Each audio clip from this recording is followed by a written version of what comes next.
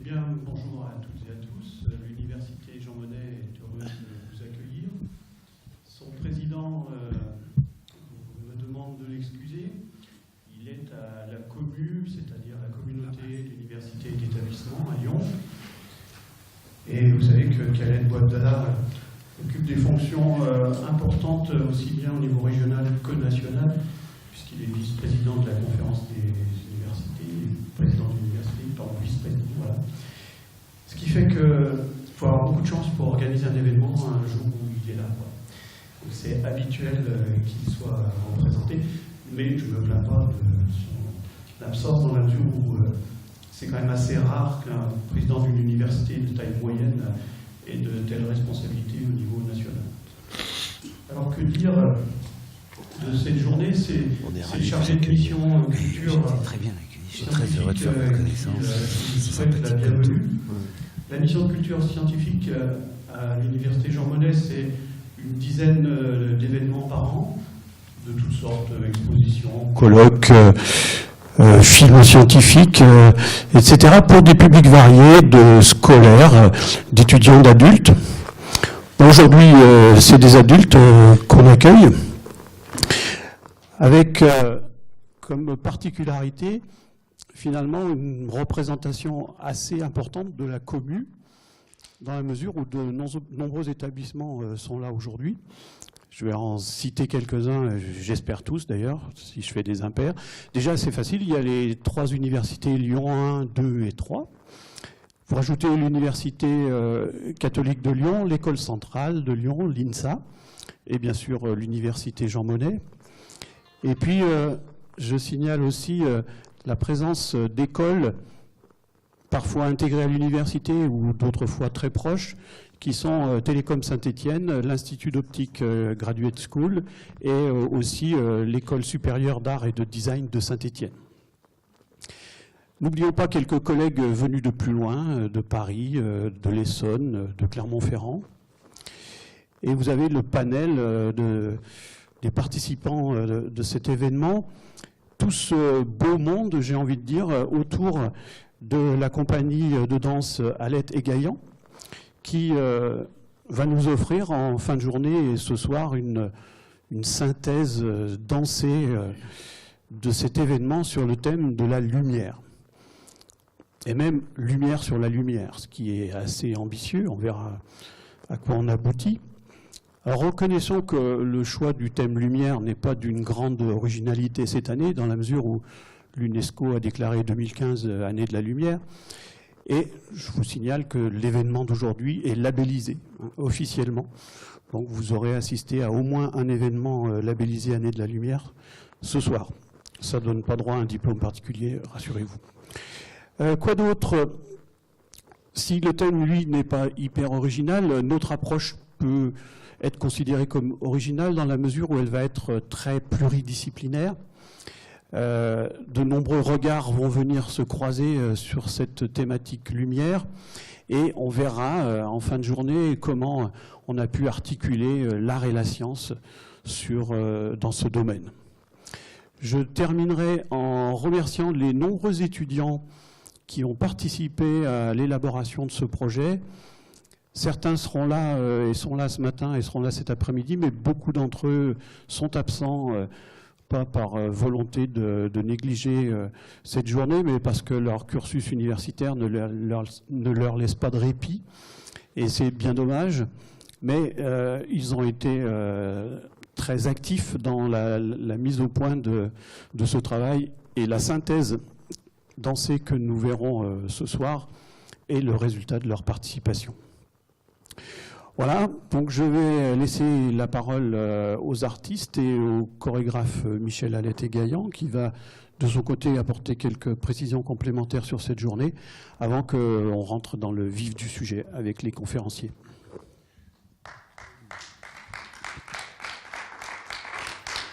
Oui, je vais être très bref. Je voulais vous dire un petit mot d'accueil, vous dire les raisons pour lesquelles je suis et la compagnie de danse Alette et Gaillan. Nous sommes heureux et émus d'être ici parmi vous. Il y a de nombreuses raisons. La première, c'est que, vous le savez, ce lien entre l'art et la science constitue pour moi une démarche tellement fondamentale comme de l'oxygène pour marcher, et nous permet non plus de cette sensation étrange d'avancer en claudiquant sur un pied, celui de l'art, mais véritablement d'avancer d'une marche sur deux pieds, et cette sensation d'avancer sur deux jambes pour pouvoir enfin courir est une sensation très très importante pour nous, et c'est l'une des raisons profondes de notre émotion. La deuxième, c'est que nous sommes ici au 4e colloque Art-Sciences. Il y en a déjà eu 4 avec nos amis universitaires dans toutes les universités de Lyon et de l'Académie de Saint-Étienne, et qu'aujourd'hui nous sommes ici à Saint-Étienne dans un moment très important, accueillis de façon avec beaucoup d'attention et de professionnalisme, d'attention et d'affection par nos amis de Saint-Étienne, par les étudiants, par les grandes écoles, et ceci est une émotion très très importante. Il y a une troisième raison au demeurant. La troisième raison, c'est que il y a 1 an de cela exactement, jour pour jour, nous étions là avec quelqu'un qui était de vos amis, et qui était mon ami, notre ami Jean-François Mattei. Et Jean-François Mattei était un magnifique philosophe, un universitaire remarquable, avec cette façon d'être en permanence au cœur du sujet platonicien et à la marge de tous les sujets, puisqu'il était aussi amateur de musique. Il était magnifique pianiste. Il faisait quelques fausses notes dans le jazz, mais bon, le monde n'est pas parfait. Et puis, il n'a eu que de bonnes idées dans la vie, et en quantité, il en a eu une mauvaise. C'est que quelques jours après nous avoir régalés de sa présence et de ses connaissances, il avait l'idée de partir. Voilà, il nous a quittés. C'est une très très très mauvaise idée. Et je voulais le rappeler à sa mémoire, son souvenir. Mais de toute façon, je pense que son mémoire et son souvenir va dépasser largement cette journée, parce que son œuvre est telle et sa présence à nos côtés est telle qu'il nous accompagne encore fort longtemps. Pour ce qui me concerne, il laisse un trou phénoménal, et je voulais vous le dire, c'était une des raisons de mon émotion supplémentaire. Je vous souhaite un bon 4e correspondance, et puis nous sommes très heureux de vous montrer cette 4e correspondance au terme de ce 4e colloque qui aura donc, le spectacle aura lieu à 20h30. La journée se passe de la façon suivante. En 9h, on avait dit, nous sommes un peu en retard, donc c'est comme tous les gens élégants, nous sommes en retard. Et puis nous arrêterons nos travaux à midi. Et nous mangerons d'un geste rapide. Nous nous retrouvons de 2h, c'est ça, c'est 1h30, 2h 2h, jusqu'à 5h30. À 5h30, ah ben oui, voilà, à 5h, je ferai une toute petite intervention très brève, et nous ferons une démonstration de ce que j'appelle, ou nous appelons maintenant, puisque nous sommes nombreux à l'appeler ainsi, j'en suis heureux, la composition vivante, une autre façon de concevoir la danse et peut-être l'art, je ne sais pas. Et puis, nous grignoterons un petit bout. Nous nous retrouverons à 20h30, c'est ça ? À 20h30 pour le spectacle, 4e correspondance. Merci beaucoup pour toute cette joie. Bien, on laisse les animateurs essentiels, M. Sidanga, à sa tâche. D'accord. C'est vous qui intervenez d'abord ? Oui, bien sûr. En fait, je suis Monsieur Loyal, apparemment, et ça, c'est une mauvaise idée, mais c'est pas grave. Bonjour à tous, bienvenue pour cette journée autour de la lumière dans le cadre de ce pôle Art, Sciences, Société. Nous y reviendrons tout le long de la journée, particulièrement dans la table ronde de l'après-midi, sur ce concept de pôle Art, Sciences, Société. Je remercie très chaleureusement l'Université Jean Monnet qui nous accueille. L'an dernier, sur la question des planètes, la même chose se passait à l'éditorium Malraux à Lyon 3. Et donc nous voilà dans un autre lieu avec un autre partenaire, et cela est tout à fait agréable. Donc merci particulièrement à cette organisation logistique. Un merci particulier à Alex Léna de Lyon 1 qui gère depuis 3 ans dans le cadre d'un comité scientifique autoproclamé auquel nous participons avec la compagnie et qui est toujours une dynamique particulière. C'est souvent Alex qui impulse les idées, les discussions et grâce à qui le projet finit par prendre sa teneur. Et je tenais donc, puisque nous ne l'entendrons pas en tant qu'intervenant, à l'associer à cette réussite. J'en ai l'espoir en tout cas. J'espère que vous serez contents de cette journée. La mauvaise idée de cette journée, c'est de m'avoir choisi comme Monsieur Loyal. Lorsque je l'ai dit à ma femme, ça l'a bien fait rire. Donc n'hésitez surtout pas, notamment Anne, Michel, à me remettre en place les idées, car je ne vais pas manquer d'être défaillant sur le côté organisationnel. Je ne suis pas fait pour ça. J'avais dit à Anne, elle a voulu tenter cette expérience. Voilà, il y aura donc une part d'improvisation, de récupération, d'acrobatie. Et au fond, tout cela est chorégraphique. La partie qui m'incombe après ces préliminaires, étant donné que je suis moi-même latiniste et que je ne connais rien à la lumière, à part de fausses théories de Lucrèce sur la perception et l'idée que l'œil va palper les objets, par exemple, je crois que ça n'est plus à l'ordre du jour. Enfin, c'est théorie, mais Jean Sadangar, tout à l'heure, peut-être nous remettra au courant. Pardon. Parfois ça m'échappe. Parfois j'essaye de faire exprès, mais il arrive que ça m'échappe. Donc vous aurez aussi de mauvais calembours tout au long de la journée. Alors donc, en tant que latiniste, ma part, ainsi l'ai-je décidé, ne saurait être guère que lexicologique.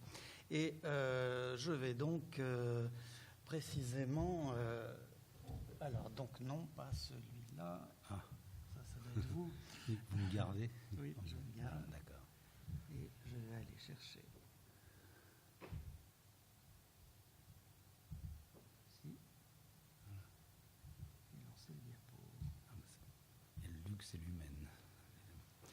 Voilà, donc ma part sera lexicologique et je vais vous emmener dans un voyage rapide, trop rapide certainement, sur l'histoire du mot lumière depuis longtemps, depuis l'indo-européen, puisque c'est un mot qui est traçable depuis la reconstruction de l'indo-européen. Alors le mot lumière lui-même en français est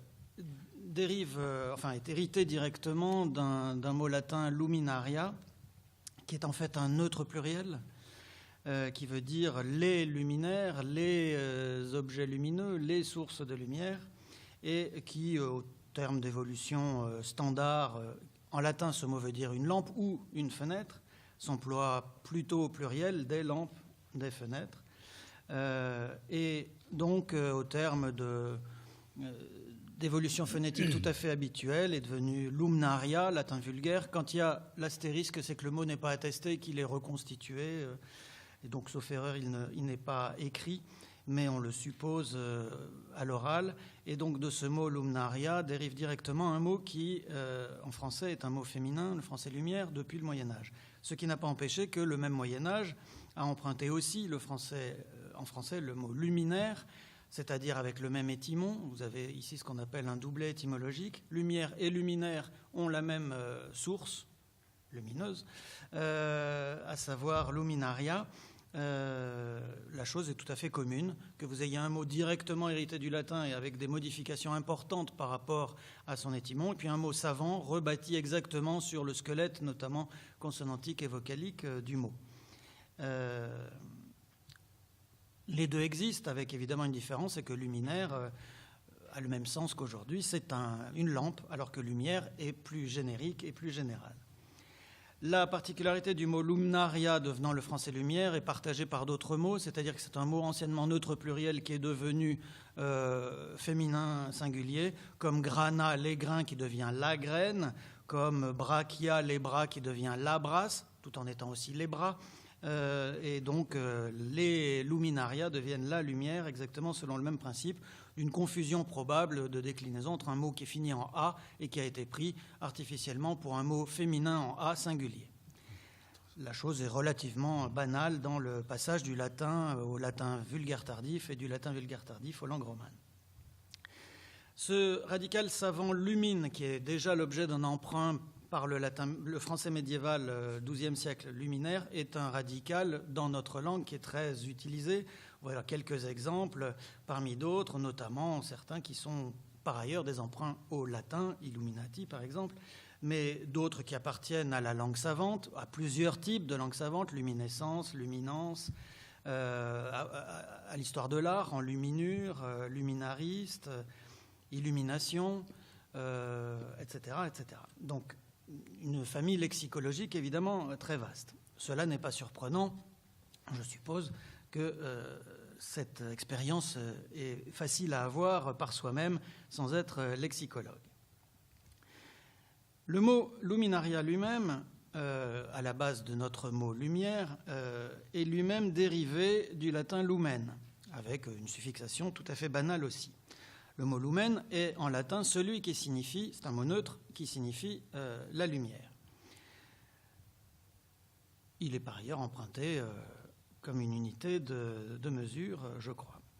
Le mot lumen est formé, si on le reconstitue en proto-latin, de cette façon-là, un radical louk et un suffixe neutre smen, comme par exemple celui de flumen, le fleuve, qui est en relation avec le verbe fluer et couler, donc le flumen, flugsmen, c'est le truc qui coule. Et donc luxmen, c'est le truc qui éclaire, quelque chose comme ça. Et évidemment, la base du mot lumen, que l'on retrouve en reconstituant luxmen, c'est lux, dont le radical est luc. Il y a donc deux mots pour la lumière en latin, et qui sont opposables, comme l'un étant un mot féminin, donc animé, lux, et désignant probablement, d'après directement une origine indo-européenne, laux, au nominatif, une force agissante, probablement une divinité de la lumière. Donc c'est la lumière en tant que puissance, en tant qu'énergie, alors que luxmen, c'est le truc qui éclaire et c'est un objet. Donc il y a deux mots, lux et lumen, mais ils sont en latin opposables sur le fait que l'un est la source même et l'énergie qui en découle, l'autre un objet qui sert à éclairer. Il y a sur le radical luc de lux lucis de très nombreux dérivés en latin. Par exemple, le prénom Lucius, son dérivé Lucianus, et donc toutes les Lucies et tous les Luciens de la terre, et les Lucio en italien. Un verbe lucere, être étincelant, d'où le français luire. Un substantif lucor, accusatif lucorem, qui est l'étymon du mot lueur. Et un adjectif lucidus, emprunté au latin. Ce n'est pas une dérivation stricte, il n'est pas hérité directement, il est réemprunté parce qu'il a une allure savante avec le français lucide et toute sa famille, les élucidations, bien sûr. Mais il y a aussi, comme autre dérivé, le dérivé lucubrum, c'est un mot en brume, donc un nom d'instrument. Le lucubrum, c'est une bougie, une chandelle, quelque chose qui sert, c'est un nom d'instrument, qui sert à faire de la lumière, à partir duquel le latin a inventé le verbe elucubrare, littéralement passer la nuit, veiller à la lueur des bougies pour, ça c'est le sens connotatif, pour créer, pour penser, pour produire un écrit, un livre par exemple. D'où les élucubrations, qui est déjà un mot latin, avec déjà son sens parfois péjoratif. Et puis autre dérivé, lucerna, qui donne au moins deux mots, la lucarne et aussi la luzerne. Ça m'a surpris quand j'ai fait moi-même cette enquête. Je n'aurais pas imaginé que la luzerne était dans cette famille-là. Il paraît que c'est une graminée brillante. C'est pour ça qu'elle s'appelle luzerne. Et puis lustrum, à la fois le lustre pour nous éclairer, le verbe illustrer, et puis ça ne se voit plus parce que c'est trop bas, mais l'italien luciola de la même famille nous permet d'avoir aussi une luciole. Et il y en a d'autres que je n'ai pas cités. Donc à la fois sur le radical lumine de lumen et sur le radical luc et ses dérivés en latin, nous avons une abondante famille dont parfois le sème lumière, par exemple luzerne ou élucubration, a pu se perdre par l'histoire même lexicologique de ces mots. Jusque-là, tout va bien. Le latin lui-même a beaucoup utilisé le radical de lux, notamment les poètes qui en ont fait de nombreux, enfin pas tant que ça, mais quelques mots composés. Par exemple, luci fugus, qui fuit la lumière, ou qui fait fuir la lumière. Luci fluus, qui coule comme la lumière, ce qui donne une métaphore de l'onde au demeurant qui apparemment a quelque chose d'universel. Et bien sûr, lucifer. Lucifer, littéralement, porte lumière, qui porte la lumière, qui apporte la lumière avec des sens métaphoriques possibles, la lumière de la vérité, donc qui apporte la vérité. C'est une épithète assez traditionnelle de plusieurs divinités liées à la lumière. Apollon, Diane, au féminin Lucifera.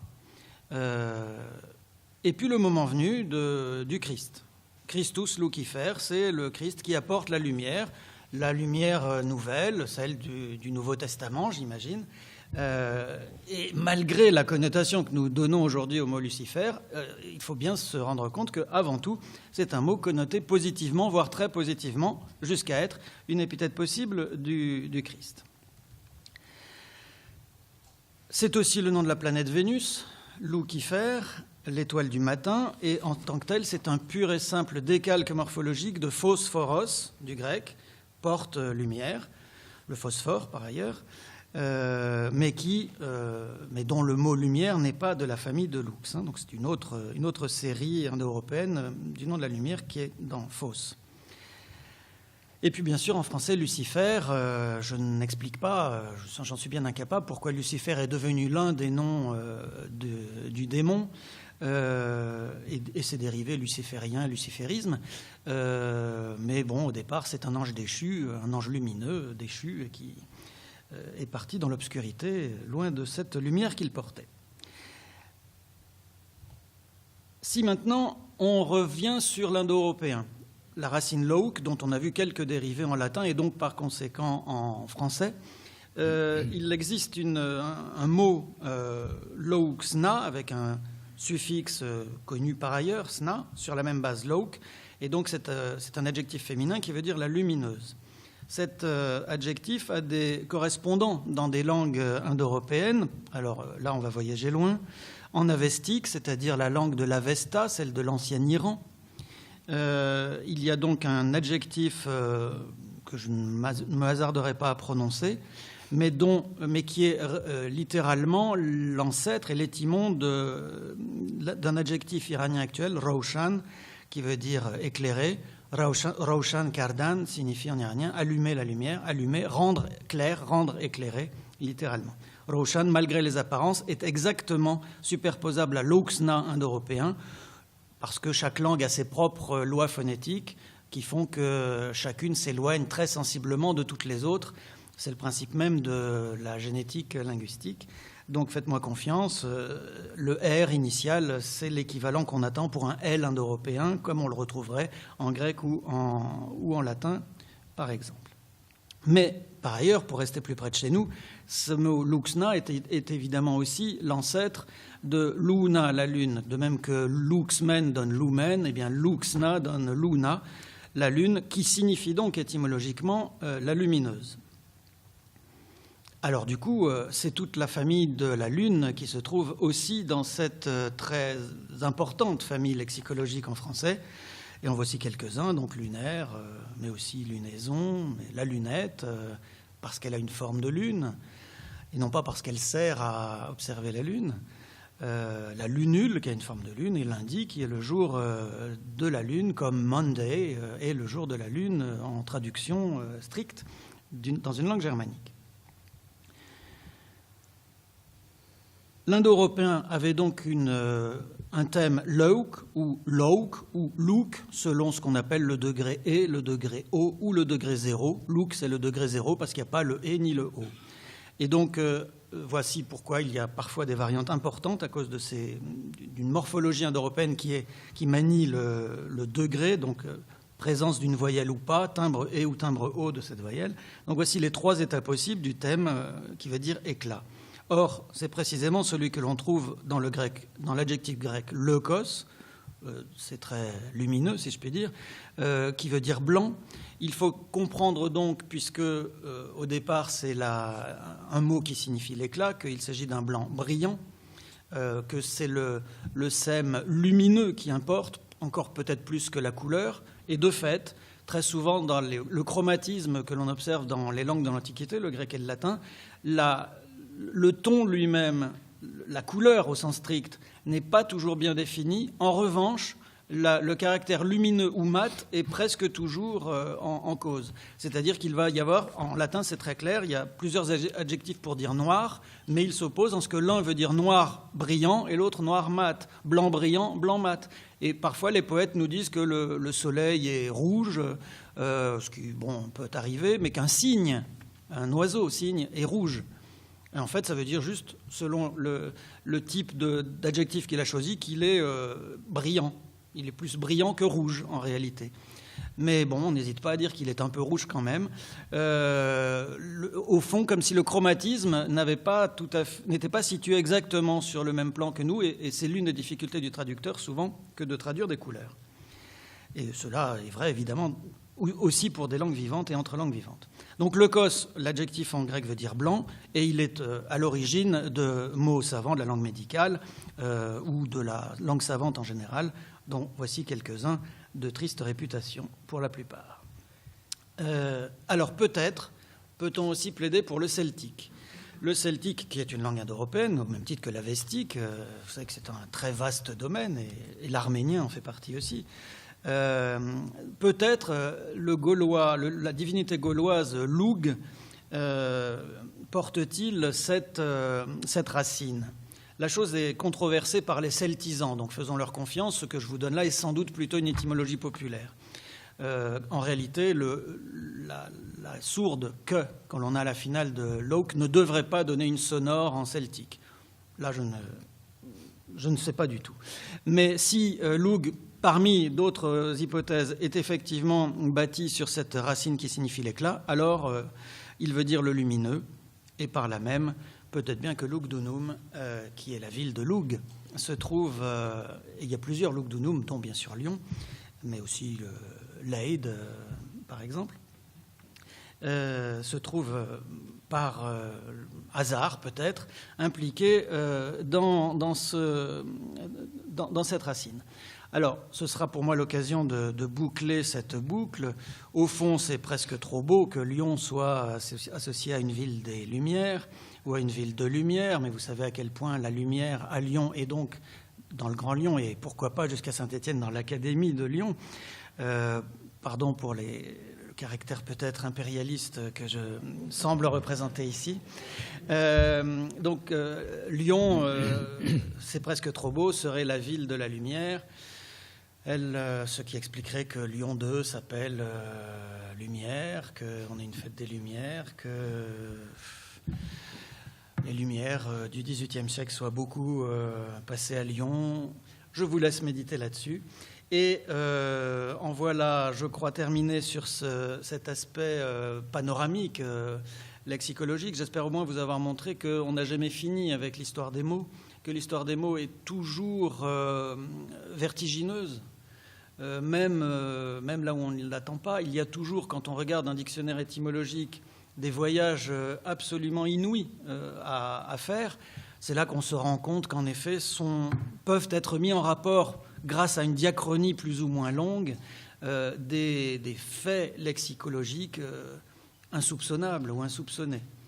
Alors, ce sera ma contribution pour ce thème de la lumière, car pour tout le reste, vous aurez, je crois, surtout, à part, évidemment, juste maintenant, avec Jean Sédangar qui va rester dans le domaine des sciences humaines et de la philosophie et de l'épistémologie. Pour le reste, je crois que vous allez surtout avoir, et c'est assez logique, et notamment dans une ville comme Saint-Étienne, vous allez surtout avoir affaire à des sciences exactes, des sciences dures, de la physique, de l'optique, et des choses qui vont m'émerveiller tout autant que vous, et pour lesquelles je serai un spectateur comblé et innocent.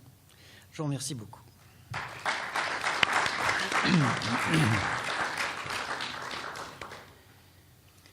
Alors nous, donc on va...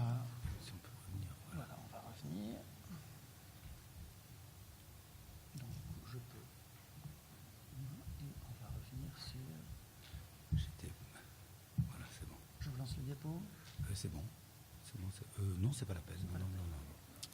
Voilà, alors je vous prie donc d'accueillir et d'écouter la communication de Jean Sédangard, qui va peut-être compléter la présentation que je vais faire de lui, qui sera inexacte.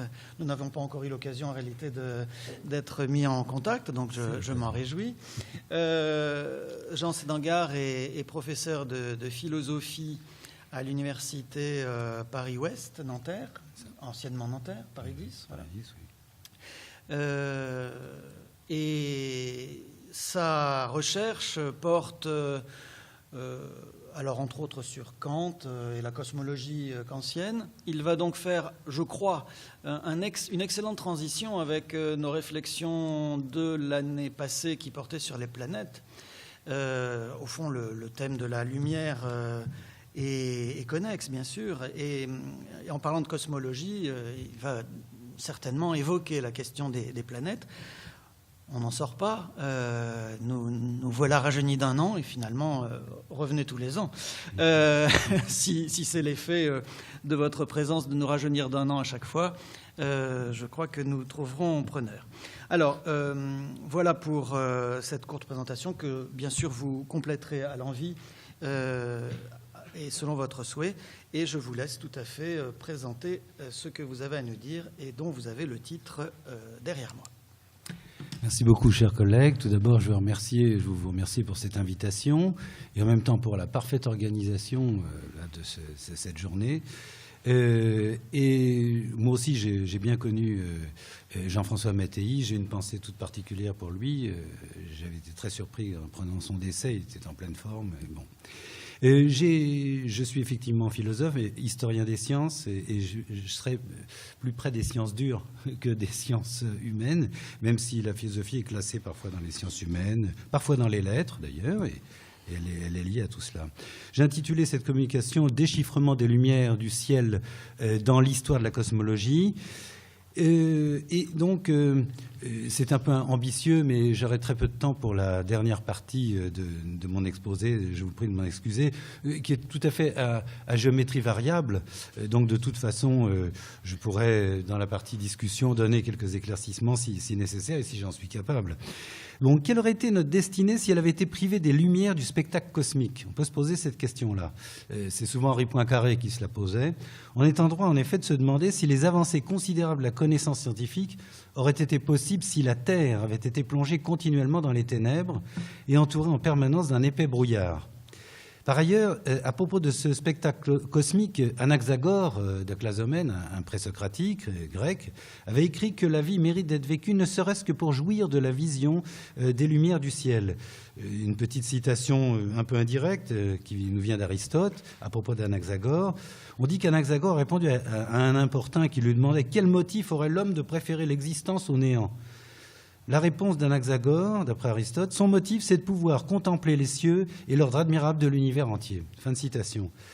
Donc on peut comprendre que c'est à juste titre que Galilée avait appelé la lumière le messager céleste, le Sidereus Nuncius, car c'est elle qui nous transmet la plupart des données observationnelles en provenance de la sphère céleste, même si bien sûr on peut observer dans l'invisible, depuis déjà presque un siècle maintenant. Dans cet ordre d'idées, nous nous proposons de jeter un coup d'œil rétrospectif sur la manière d'envisager la nature et le rôle de la lumière au cours des 3 grandes étapes de la cosmologie, à savoir l'époque de l'univers antico-médiéval. Je vais aller très vite sur cette période qui, finalement, s'interroge davantage sur la vision que sur la lumière elle-même. Ensuite, celle de la science classique galiléo-newtonienne. Et donc la science classique va à peu près, on pourrait dire, de Copernic-Galilée, donc milieu du XVIe siècle, jusqu'à la relativité restreinte non comprise, et celle de la cosmologie relativiste, même si je ne puis faire que quelques remarques à son sujet, faute de temps. Tout d'abord, donc, voyons la lumière dans le monde antico-médiéval. On verra qu'il y a des exceptions intéressantes. La lumière a été un sujet d'étude très fréquent dans l'Antiquité. Elle a été mêlée aux recherches sur la vision. L'Antiquité n'a pas fait de la lumière un objet fondamental de ses recherches, mais elle l'a rencontré à propos du problème de la vision. En elle-même, la lumière était considérée comme participant à l'élément ou à la substance du feu, Cela dit, on connaissait l'existence des phénomènes optiques tels que la propagation rectiligne des rayons lumineux, leur réflexibilité, leur réfrangibilité, mais en restant sur le plan qualitatif uniquement. Il y avait en gros 3 théories dans l'Antiquité, je fais vite pour cela, en ce qui concerne justement la lumière et la vision. Il y a tout d'abord, on pourrait dire, celle des pythagoriciens avec Alcméon de Crotone. On ne sait pas grand-chose des pythagoriciens parce que c'était un peu une secte et ils avaient des manuels qui restaient un peu secrets. Bon, alors on a quelques compilateurs tardifs qui nous donnent des renseignements. La vision, nous disait Alcméon, s'effectue à travers l'eau qui baigne les yeux. Bon. Qu'ils contiennent du feu, c'est une évidence. Peut-être pas pour tout le monde. La preuve en est qu'un choc sur l'œil provoque des étincelles. C'est assez amusant cette remarque que l'on fait encore au XXe siècle, hein, avec Mach, par exemple, grand savant. Pour qu'il y ait vision, il faut que quelque chose de brillant, ça recoupe ce que l'on avait vu dans l'approche du leukas, leukos, lefkas, comme disent les Grecs modernes, face à lui, quelque chose de transparent qui émette soi-même de la lumière. Donc on a une première approche, hein, celle des pythagoriciens. Les épicuriens, au contraire, c'est un peu la théorie du cinéma avant l'heure. Hein. Épicure et Lucrèce, Épicure au IIIe siècle avant Jésus-Christ, Lucrèce au 1er siècle avant Jésus-Christ. La vision est assimilée à un contact, comme le toucher, c'est-à-dire que, bien que la vue soit un sens à distance, hein, elle est produite par l'affection des effluves ou des simulacres qui sont émis par les objets et qui viennent se peindre sur nos yeux. Vous savez, quand on regarde quelqu'un, j'allais dire dans le blanc des yeux, non, dans les yeux, il y a la pupille. Pupille, là, c'est le mot latin pour dire que tous les autres humains que l'on voit, et même soi-même, dans l'œil d'autrui, apparaît comme une petite poupée, en fait. Hein. Donc voilà, ça c'est la position de Lucrèce. Il y aurait donc une succession d'effluves extrêmement rapide. Hein, c'est pourquoi je parlais un petit peu du cinéma. Et on aura une théorie intermédiaire qui va d'ailleurs l'emporter essentiellement sur ces 2 théories. L'idée d'un feu intérieur chez les pythagoriciens, au contraire la lumière qui vient de l'extérieur chez les épicuriens. Il y a la position de Platon qui se réclame d'Empédocle et dans le Timée. Quand même que j'illustre un petit peu notre Platon. Hein, et dans le Timée, là on a l'édition Princeps d'Henri Estienne. Hein, bon, Estienne, c'est pas loin de Saint-Étienne, après tout. Et c'est très près de Lyon aussi. Et très près de Lyon. Oui. Pour qui la perception sensible serait due à la rencontre d'un élément qui provient de l'œil et d'un élément émanant de l'objet. C'est la rencontre du feu interne de l'œil et du feu qui constitue la lumière du jour. C'est-à-dire que c'est la rencontre des rayons respectifs qui se combinent pour, là je cite Platon, pour procurer à l'âme cette sensation grâce à laquelle nous déclarons voir. Ainsi, donc, l'image apparaîtrait au beau milieu de l'espace intermédiaire entre l'œil et l'objet sensible. Encore à propos de la théorie de la vision, Aristote s'interroge sur la nature de la lumière sans se rallier à la conception de son maître Platon. Aristote part de ce qu'il appelle le diaphane, ce qui est transparent, si vous voulez, hein, plus ou moins transparent. C'est-à-dire des éléments comme l'air et l'eau, ou certains corps comme les cristaux ou le verre, ou les pierres translucides, qui laissent passer la lumière par leur transparence. Je cite Aristote, c'est son traité de l'âme. La lumière n'est ni du feu, ni en général un corps, ni un effluve, car il se trouve que c'est du masculin, un effluve. Hein, Victor Hugo, qui connaissait le plus de mots de la langue française, croyait que c'était du féminin. Hein, bon... Bon, j'ai aucun mérite venant après lui. Donc, ni un effluve d'aucun corps, car même ainsi, elle serait une sorte de corps, mais elle est en réalité la présence du feu ou de quelque chose de ce genre dans le diaphane. C'est très curieux comme remarque. Il est vrai que ce chapitre d'Aristote, qui a rencontré une interrogation sur la nature de la lumière, était consacré à la question de la vue et du visible. On comprend que pour Aristote, la lumière n'est pas le feu, mais quelque chose d'analogue au feu, sans être un corps. Ce n'est pas un corps pour autant. Et l'œil n'émet aucune lumière, mais la reçoit de l'extérieur. Plus intéressant pour notre propos, cette brève remarque d'Aristote dans ce même chapitre qui reconnaît expressément que la lumière se trouve non seulement dans le monde sublunaire. On connaît un peu la cosmologie d'Aristote. Aristote pensait que la Terre était au centre de l'univers et qu'elle était entourée des 4 éléments. Hein, les 4 éléments, donc Terre elle-même en tant qu'élément aussi, et pas seulement en tant que... Non pas planète, hein, parce qu'on ne la comptait pas comme planète, on l'opposait aux cieux tout simplement. Terre, eau, les eaux qui entourent la Terre, l'air et le feu. Et au-delà, il y a la sphère de la Lune, si vous voulez, Et au-delà, il y a ce qu'il appelle le monde supralunaire, qui contient en fait Mercure, Vénus, le Soleil, Mars, Jupiter, Saturne et la sphère des étoiles fixes, la 8e sphère. Voilà. Alors là, c'est là que je voudrais vraiment en fait faire débuter mon propos. La lumière se trouve non seulement dans le monde sublunaire, il y a du feu, bon, mais aussi dans le monde supralunaire, les étoiles. Là encore, c'est la lumière qui rend visible le monde supralunaire qu'étudient les astronomes. Je cite donc le traité de l'âme encore. Dans l'un comme dans l'autre élément, c'est-à-dire dans l'eau et dans l'air, se trouve contenue une même nature transparente, laquelle est aussi présente dans le corps éternel, situé dans la région supérieure de l'univers, donc dans le monde supralunaire, il veut dire. La lumière est l'acte de cette substance, du diaphane en tant que diaphane, sous l'action du feu, ou de quelque chose qui ressemble au corps situé dans la région supérieure. Donc il assimile ici les effets du feu, mais qui est dans le monde sublunaire, à ce qui brille dans le monde supralunaire, donc c'est-à-dire les étoiles, ici essentiellement. Cette remarque d'Aristote est de grande portée parce qu'elle montre qu'il a compris que la lumière, même si elle n'est pas du feu, elle est quelque chose d'analogue au feu et commune au monde sublunaire, supralunaire, alors que la cosmologie du traité du ciel, il a écrit un traité du ciel, montrait précisément qu'il y a une distinction absolue entre la nature de ces deux mondes, si vous voulez.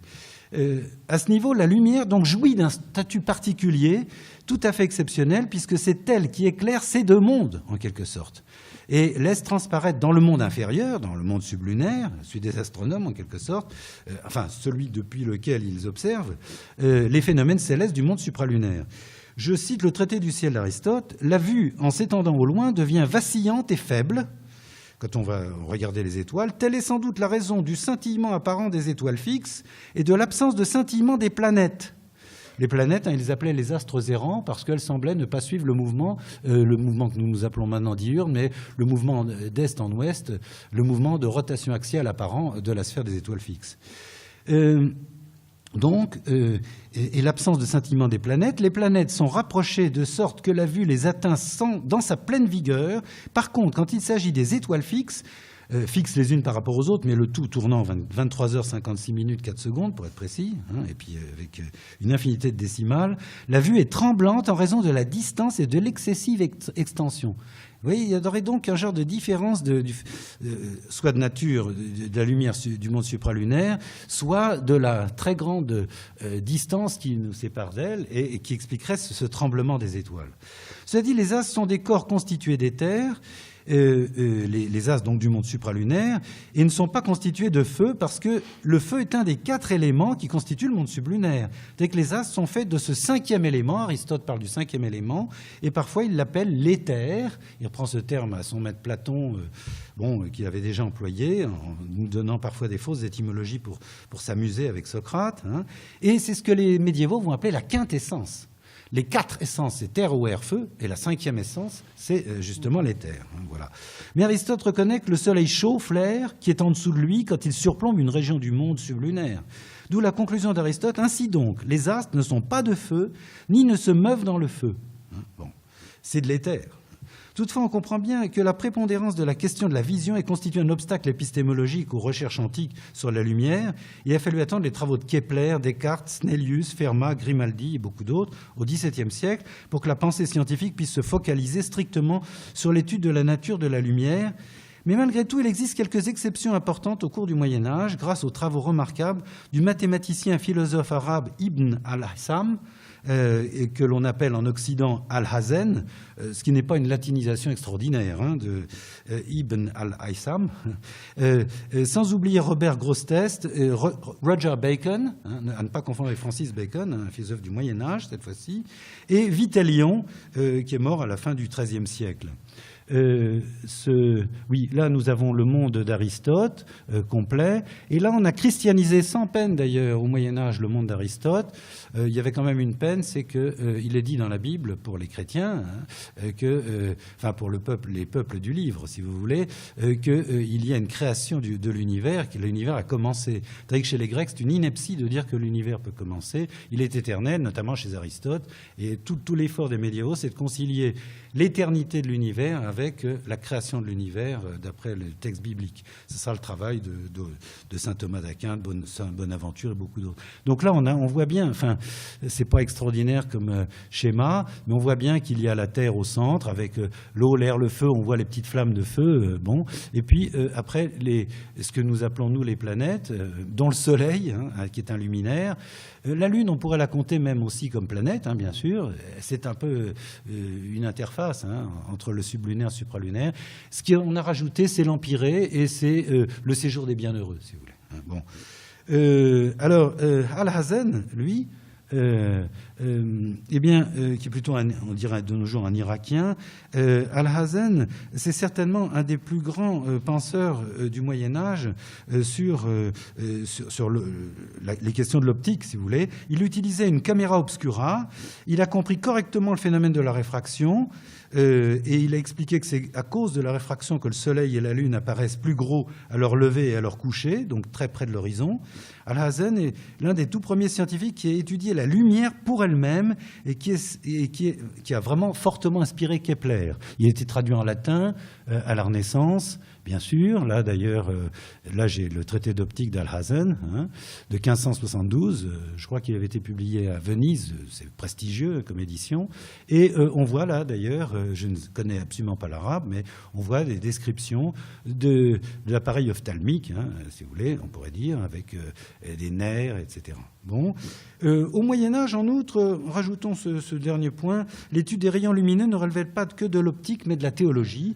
Les fortes motivations religieuses de l'époque soulignaient que la lumière était créée par Dieu dès le premier jour. Le grand historien des sciences, Alistair Crombie, qui est décédé maintenant, rappelle que Robert Grosseteste, qui était l'aîné de Roger Bacon, avait étroitement lié l'optique et la théologie. Et Roger Bacon montrait que la lumière procède de Dieu et même figure symboliquement la diffusion de la grâce parmi les hommes. Je m'en tiens là pour cette période médiévale. Je passe à Copernic qui, malheureusement, bon, bien que ce soit une de mes spécialités, je n'ai pas le temps de m'étendre, et qui a présenté un autre système du monde. Et dans le chapitre 10 du livre 1 de son De Revolutionibus de 1543, il dit « Et au milieu de tout... » je crois que j'ai déclenché un... Je voulais juste revenir en arrière.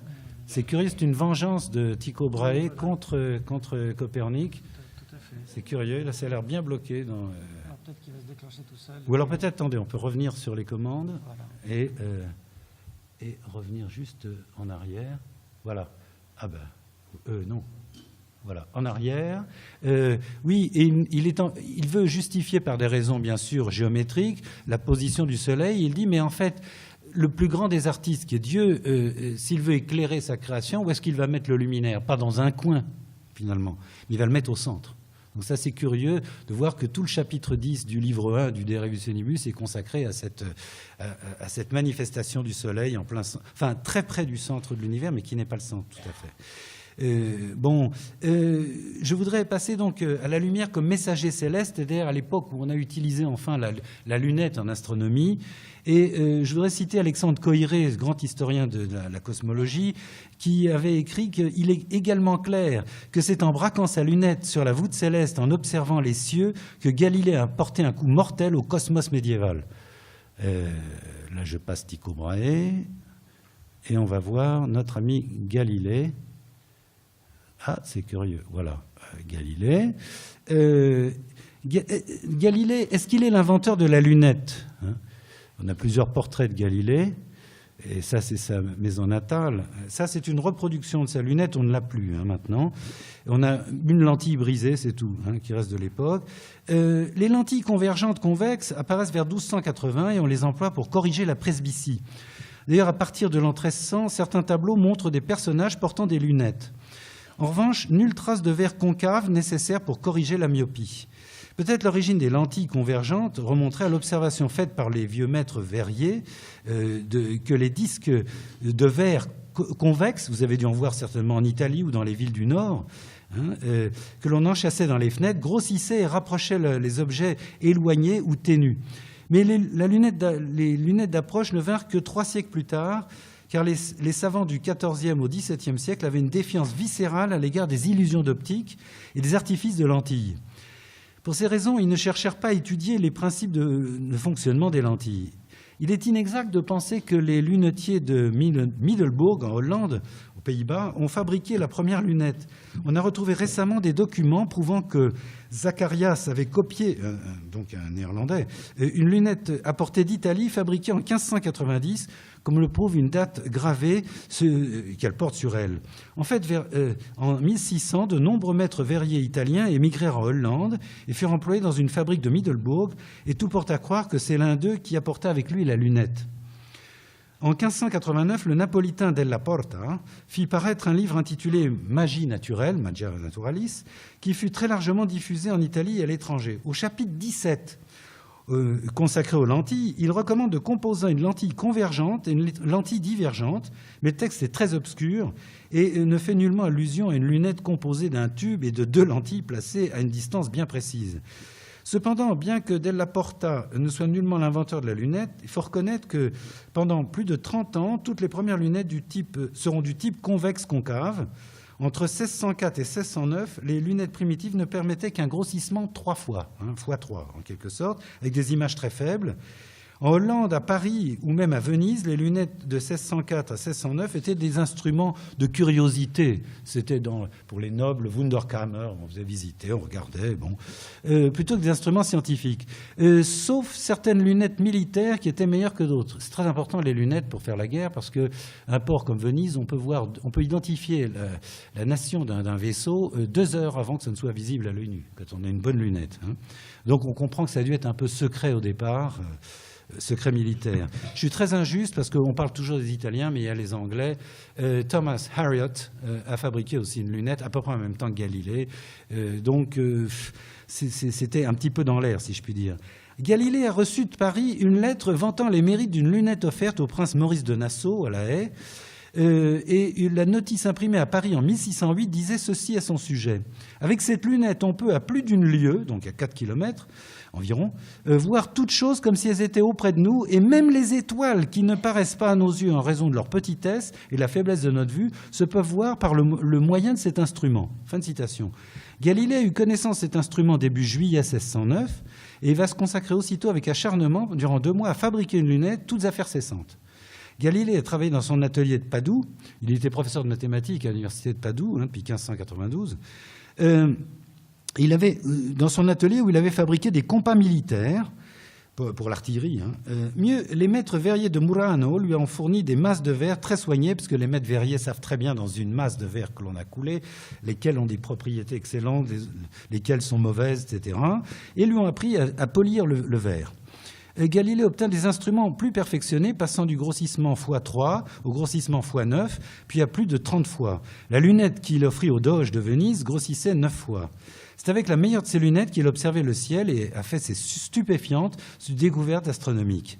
Alors, on pourrait d'ailleurs... Voilà, il va publier d'ailleurs toutes ces découvertes dans un livre qu'il a appelé « Le Messager céleste ». On se bat un peu entre historiens des sciences pour dire ce que c'est le message céleste, nuncius.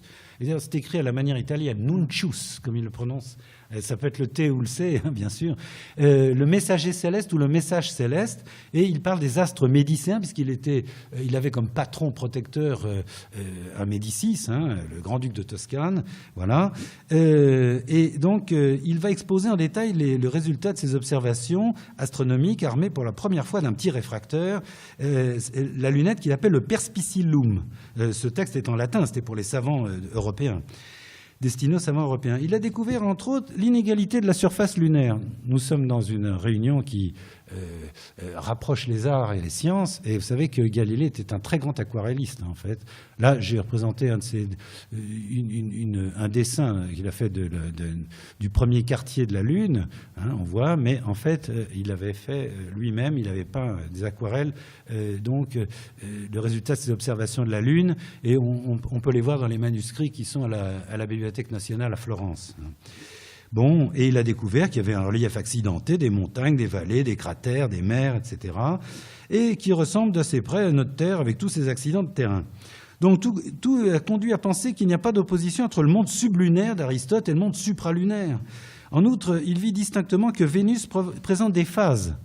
Et ça, c'est très important parce que ça précise bien que Copernic a raison et que la Terre est au-delà hein, en quelque sorte, de Vénus et que le Soleil est au centre, vu les phases de Vénus. Hein.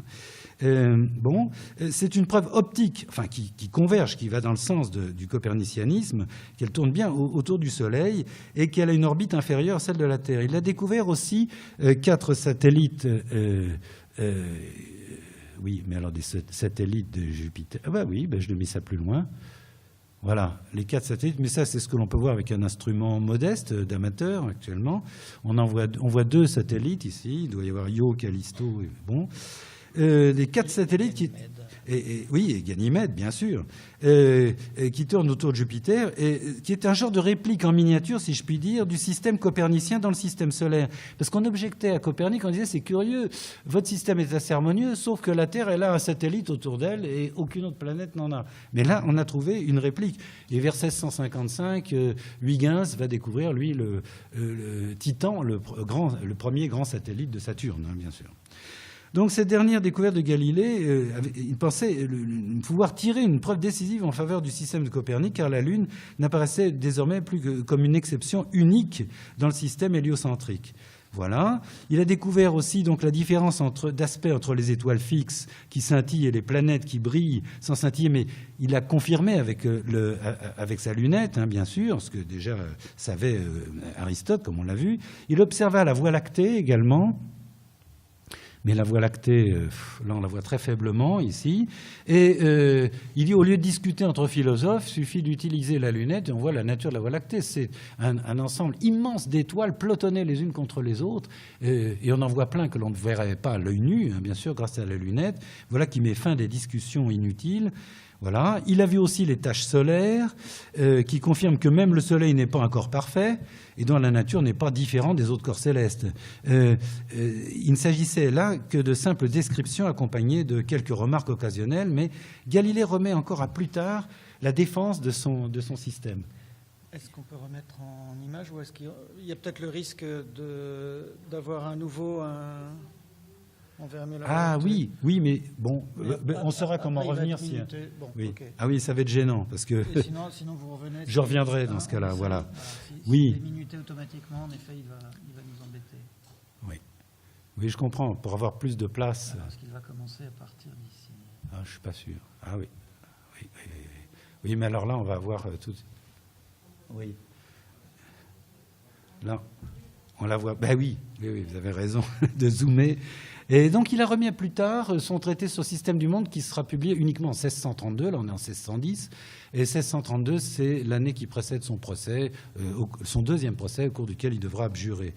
Je voulais passer de Galilée à Descartes. Je reviens là. Et on pourrait peut-être combiner les deux. Oui, en fait, il avait aussi observé Saturne, mais il n'a pas su la résoudre. Il croyait que c'était une planète avec des oreilles. C'est une façon de parler, ou une tasse avec des anses, hein, aussi, c'est un peu ce qu'il disait. Il l'appelait la planète tricore. Bon. Voilà. Le dialogo. Et vous imaginez les lunettes qu'on utilise au XVIIe siècle pour éviter l'aberration chromatique, c'est-à-dire ces espèces d'arc-en-ciel ou d'irisation que l'on a au bord des lentilles. Et ça, c'est la lunette du grand astronome de Danzig, Hevelius, dans la deuxième moitié du XVIIe siècle. À Paris, à l'Observatoire de Paris, on mettait l'oculaire sur la terrasse et l'objectif était tout en haut du bâtiment au 3e étage. Alors tout le problème, c'était de suivre en même temps un astre avec des palans et tout. Enfin, c'était infernal. Hein, il a fallu résoudre le problème de l'aberration chromatique. Descartes a écrit, comme par hasard, un traité qu'il a retiré d'ailleurs, qui dit qu'il l'a détruit, mais il ne l'a pas détruit, on l'a, à la suite du procès intenté à Galilée. Il a rédigé un ouvrage qui s'appelait « Le monde ou traité de la lumière », ouvrage dans lequel il comptait exposer sa physique nouvelle et son système du monde, tout à fait copernicien d'ailleurs, dont il abandonna la publication à la suite du procès de Galilée en 1633. Descartes admettait qu'il y avait 3 éléments dans le système du monde, le feu, l'air et la terre. Et au sujet du feu, il déclare « Je conçois le premier élément de feu comme une liqueur, un liquide, hein, la plus subtile et la plus pénétrante qui soit au monde. » S'il a sous-titré son ouvrage « Traité de la lumière », c'est que les astres que contient le monde sont concernés au premier chef. Il dit ceci dans ce traité. je ne connais au monde que 2 sortes de corps dans lesquels la lumière se trouve, à savoir les astres et la flamme ou le feu. Le ou, c'est autrement dit le feu. Revenons aux astres, Descartes remarque qu'il n'en conçoit que 3 sortes dans l'univers. Il dit, je le cite, c'est à savoir le Soleil, les étoiles fixes pour la première, donc il assimile Soleil et étoiles fixes, il a bien raison, les cieux pour la seconde, les cieux qui sont liquides pour Descartes, et la Terre avec les planètes et les comètes pour la troisième, c'est-à-dire les astres qui réfléchissent la lumière de leur étoile propre. On comprend que pour Descartes, le Soleil et les étoiles fixes sont constitués du premier élément, à savoir du feu, tandis que les planètes, dont la Terre fait partie, ainsi que les comètes, sont des corps opaques qui ne font que réfléchir la lumière du Soleil. Enfin, il appelle les cieux, ce qu'il appelle les cieux, ce sont des tourbillons liquides ou fluides, mais translucides, qui entourent chaque système solaire et qui sont en quantité innombrable, comme il le confie à un jeune intervieweur qui était Burman, un Néerlandais qui est venu, un Néerlandais ou un Anglais, je ne sais plus exactement, qui était venu à la fin de la vie de Descartes. On ne savait pas qu'il mourrait si jeune, il est mort à 54 ans. Il disait qu'il y avait une pluralité infinie de mondes pour lui. Concevoir les cieux comme liquides, c'est banal du temps de Descartes, surtout depuis que Tycho Brahe, celui qui m'a attaqué tout à l'heure, qui a en tout cas attaqué Copernic, voilà,